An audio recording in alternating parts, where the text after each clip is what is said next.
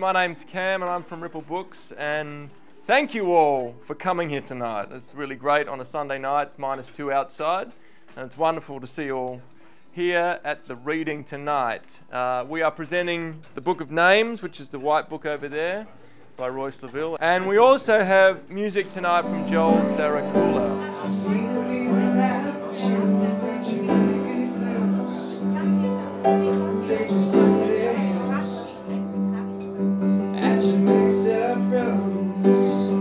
There are 20 stories in the book, and there are 20 objects on the cover, and there are also 20 books on the back.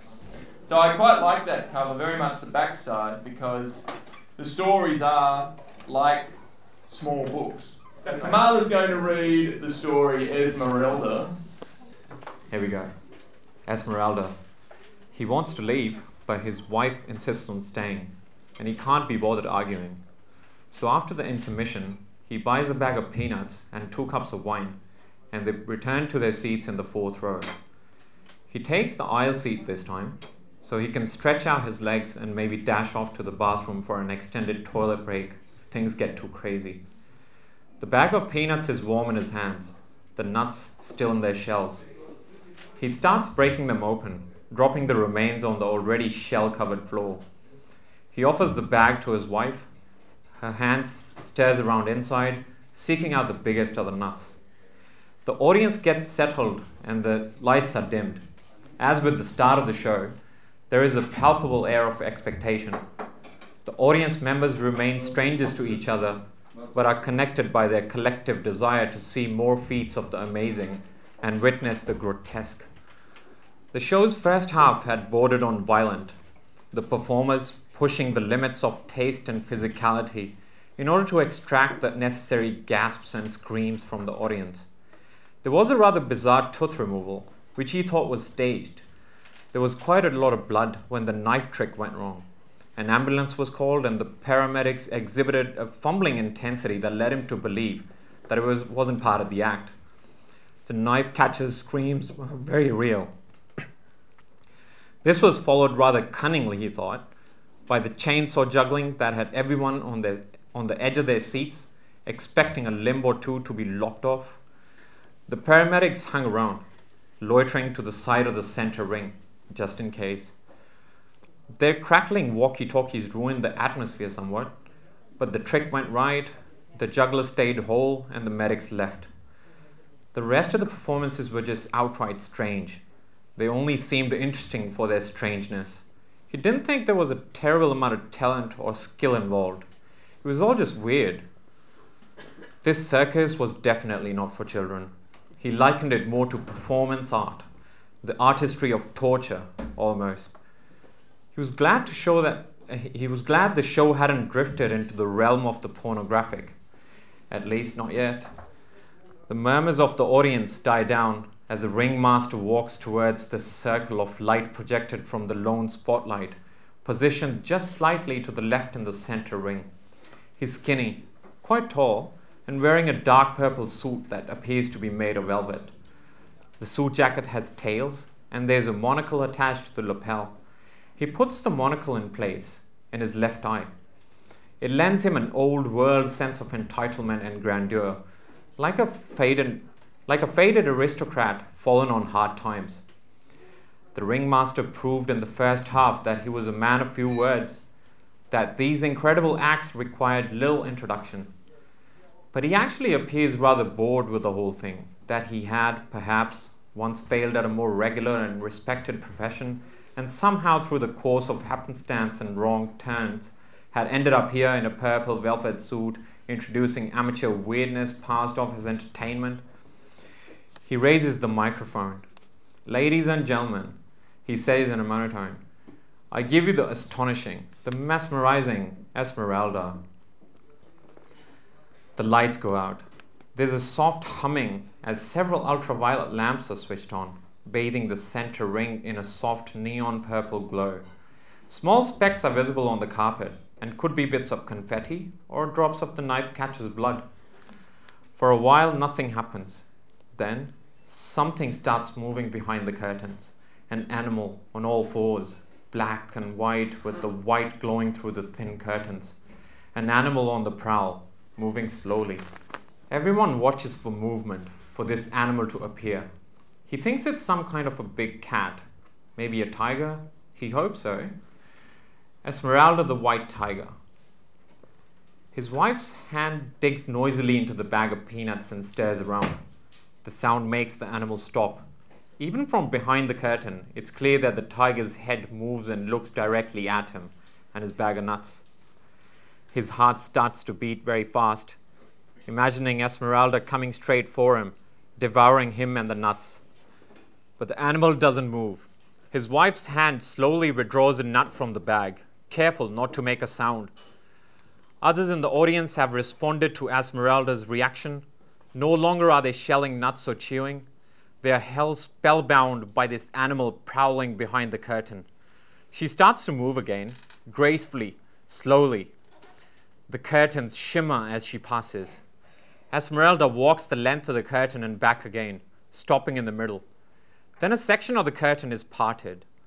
At the same time, the ultraviolet lamps are switched off and the main lights raised, albeit at a dim level. When Esmeralda's head appears in the parted gap, there's a collective gasp from the audience. The fear of this dangerous animal wandering around just meters from them, unattended. But there's excitement too. A white tiger up close and in the flesh. Unfortunately, Esmeralda is not real. He knows it. It's an authentic mask, perhaps the remains of a real white tiger, a rug turned into a costume. Yet the eyes are lifeless and the mouth doesn't move. There is no sense of danger. And when he looks closely, leaning forward in his seat and almost dropping his bag of nuts, you can just make out the profile of a person's face, nose and lips painted in white and black, tucked underneath the tiger's head. In full light, the profile would be even more visible. He's still astounded though, because as Esmeralda enters the ring and starts walking around, she delivers a very convincing impression of a big cat. He sees that she's walking on her knees, with her ankles somehow fixed to the top of her thighs, giving her the right proportions for a tiger's hind legs. There are fake paws attached to her knees. She gets very close to the front rows, making those audience members lean back and away as she approaches. He wonders if he's the only one in the audience aware that it's a person in costume, a woman, lithe and supple as a feline and an expert in mimicry. A quick glance around him assures he's not alone, and they are shelling nuts again and drinking from their plastic cups of wine, enjoying the show. Esmeralda seems to sense this too, that the facade has dropped. She deftly executes a few tiger-like gestures, keeping her head so low so the tiger's head is always in full view. It all looks rather routine and somewhat rushed. Finally, she unclips the binds holding her ankles to her thighs and stands up straight. When she removes the tiger's head and shakes her hair loose, he actually thinks it's something of a relief. The audience claps. A few people shout, "Bravo." Esmeralda smiles and bows. She's so flexible that when she bows, her hair sweeps across the carpeted floor. An assistant comes into the center ring carrying a steel tub sloshing with water. He has a black and white striped towel draped over his left shoulder. The tub is placed on the floor. At first, Esmeralda bends down and delicately washes the black and white paint off her face. Then, as if acting on impulse, she proceeds to get into the tub, folding her body and manipulating her limbs until she is fully inside and can't be seen anymore.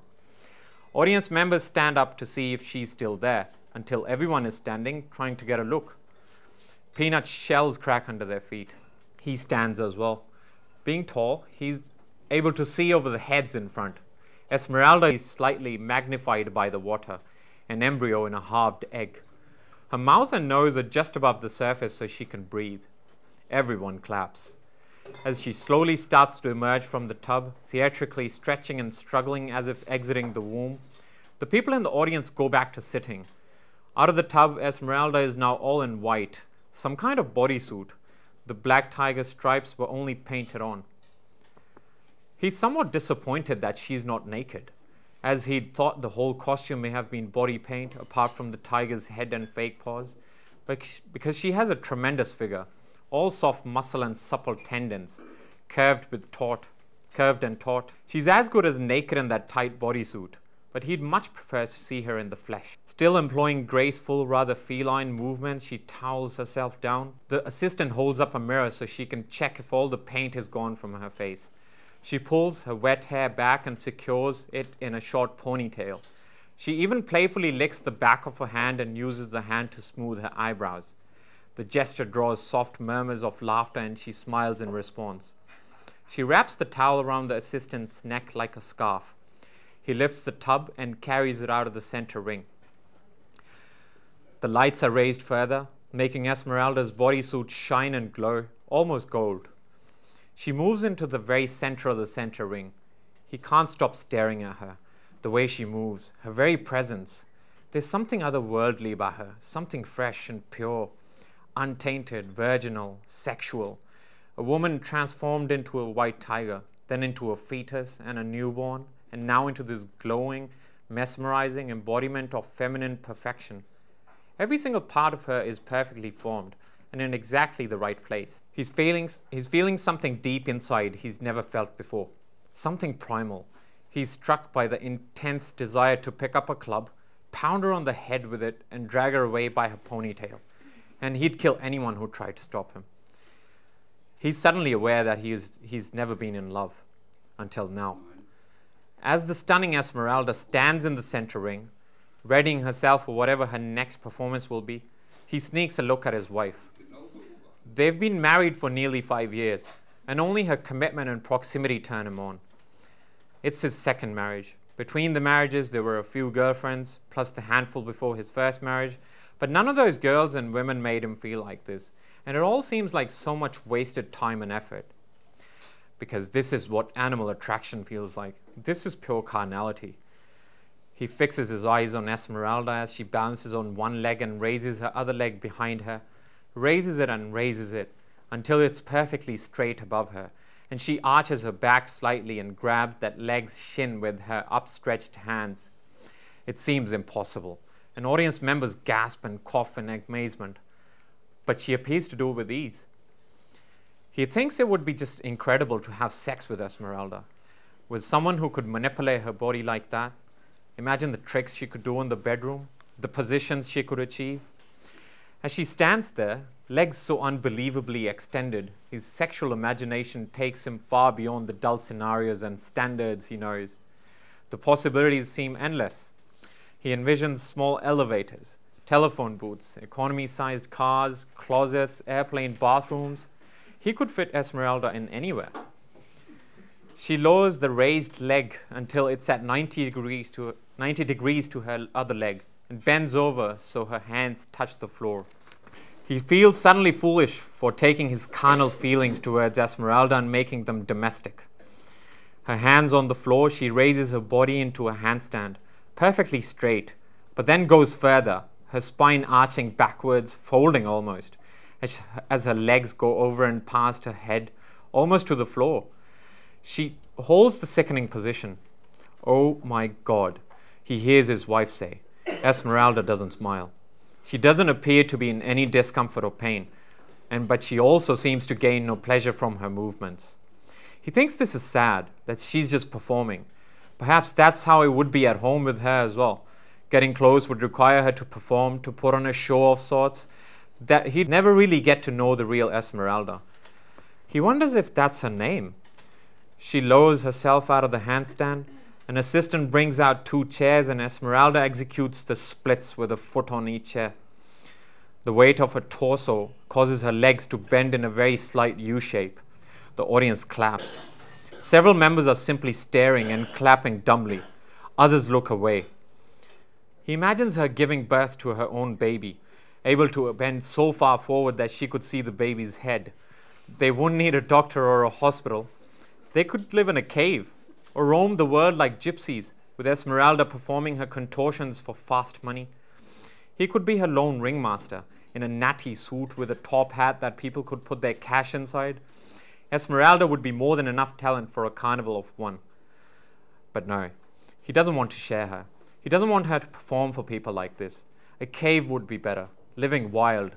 Or he could pack her away in a box every day, fold her into a trunk and lock her inside like a precious jewel or a prized toy. Bring her back out after he comes home from work. Then she would perform just for him. Out of the splits and with one of the chairs removed from the center ring, Esmeralda turns her focus to the remaining chair. Impossibly winding her body and limbs, on, around, and through it. In doing so, she morphs from feline to serpentine, almost strangling the chair, consuming it. And sure enough, in one particularly complex position, Esmeralda grimaces hard, her whole body flexing, the muscles, tendons, and ligaments going piano wire tight. The chair breaks into pieces. The loud and unexpected crack makes some members of the audience jump in their seats. Esmeralda falls to the carpeted floor and untangles herself from the mess, to the wild applause of the audience. He claps as well, stunned, but also now fearing Esmeralda somewhat. Would a girl like that strong and powerful let herself get boxed away each day? He thinks she would fight back, talk back, and probably have positions contrary to his, flexible in body but not necessarily in mind. He wouldn't be able to tame her. No one would. And he thinks himself an idiot for having entertained such thoughts. Because if he could tie her down and own her, she would lose all of her appeal. This makes him want her more. He wants her to crush him, like she crushed that chair, envelop him, and squeeze with all her strength. But he's married, holding a bag of peanuts, merely a witness to the show. How could he ever get her to notice him? What could he offer? And maybe all the other men present are harboring the exact same thoughts and desires. From these contortions and tricks, they see only their own pleasure. They're also being awoken to the sexual possibilities of tight spaces. The assistant removes the remains of the chair and places a champagne bottle on the carpeted floor next to Esmeralda. She lies flat on her stomach, the bottle inches away from her face. From behind her, she brings both legs up and over her head.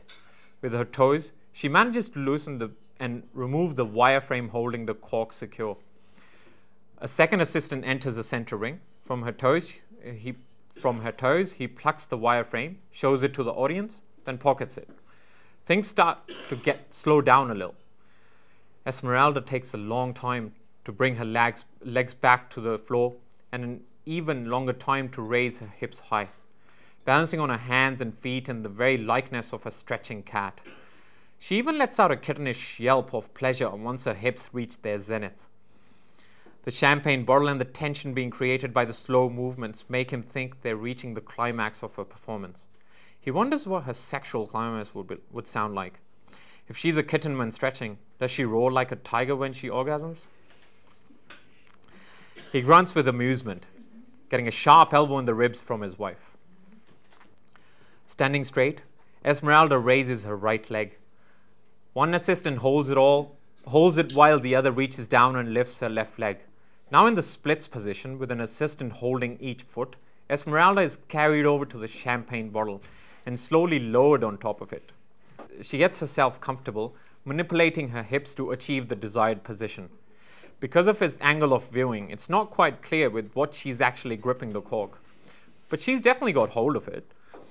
A third assistant comes out and lies on the floor behind her. He grabs the bottom of the bottle with his hands. The four performers stay in this position for a minute or so, during which time all the members of the audience stand in order to get a better look. Then the two assistants holding Esmeralda slowly begin to walk in a circle, turning her around. Held in place, the bottle remains unmoved, but the cork goes with Esmeralda. In the stunned silence, he swears he can hear the squeak of cork against glass. Around and around they go, stepping over the assistant lying on the floor. Some members of the audience move out of their rows to get closer to the action, to find out just how she's gripping that cork so tightly, and with what. Cork explodes from the bottle, he wonders. Oh, how is she applying downward pressure to keep that from happening?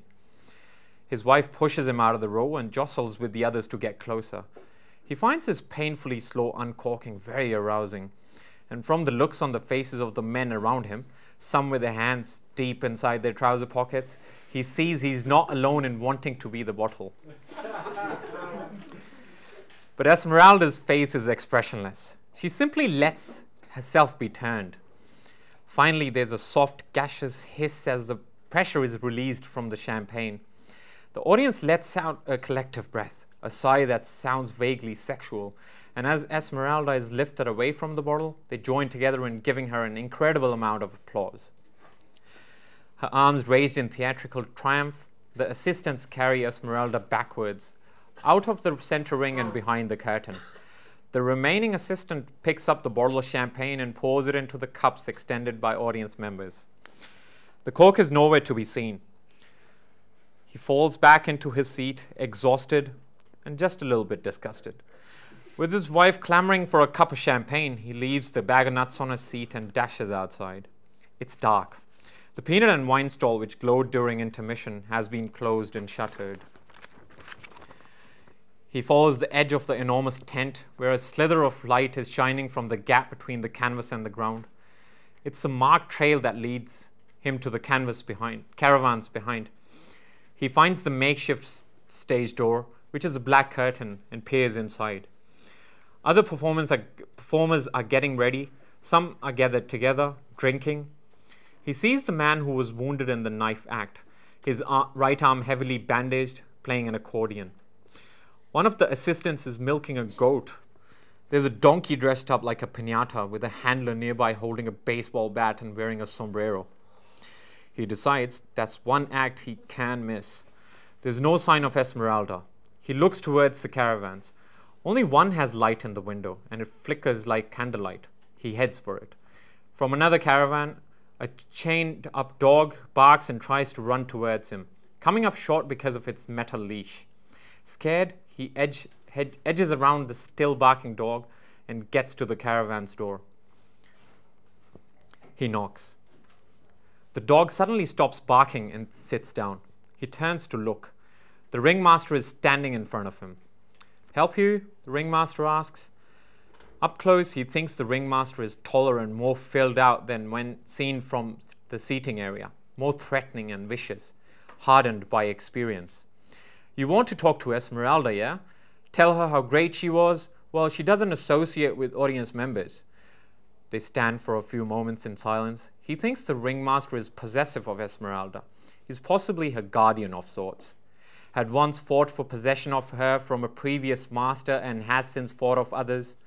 He wants to challenge the ringmaster, to win Esmeralda for himself, but is too intimidated. The purple-suited man just stares at him, his expression rather bleak. "Why don't you go back to your seat and enjoy the rest of the show?" The ringmaster says. He nods. The ringmaster reaches out a hand to open the caravan door, then stops. From his pocket, he plucks the champagne cork. "Here," he says, giving him the cork. "A souvenir." He takes it, letting the cork sit in the palm of his hand. The ringmaster offers a very faint smile and opens the door to the caravan. Once inside, the door is closed and locked. He tosses the cork to the ground and walks back to the tent to find his wife.